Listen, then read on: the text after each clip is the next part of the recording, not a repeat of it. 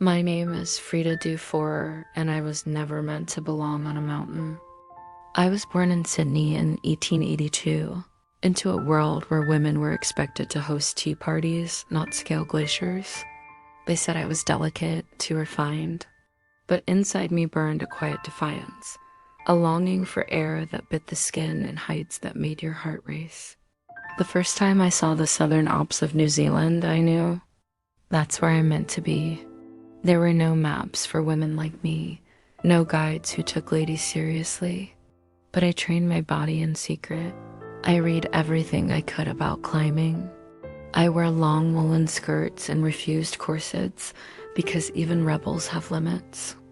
In December 1910, I set out to do the unthinkable, climb Eorasi/Mount Cook, the tallest peak in New Zealand, in a dress, with 2 male guides, and the eyes of a society ready to laugh at my failure. The climb was brutal. I was exhausted, sunburnt, numb from cold.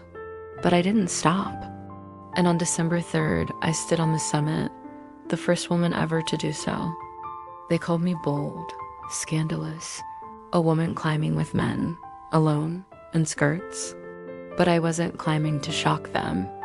I was climbing because I belonged in the sky.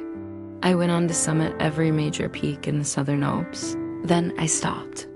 Not because I wanted to, but because the world closed in again. They judged my friendships, my freedom, my love for women. Still, the mountains had already given me what I needed.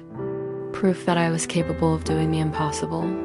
I climbed in a dress because they told me I couldn't. And when I reached the top, I didn't shout, I simply stood.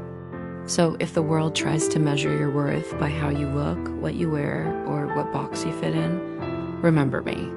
You don't need their permission to go higher. You don't need to shrink to fit their rules. You were not made for their comfort.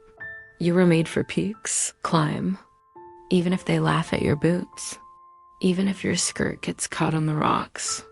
Climb anyway.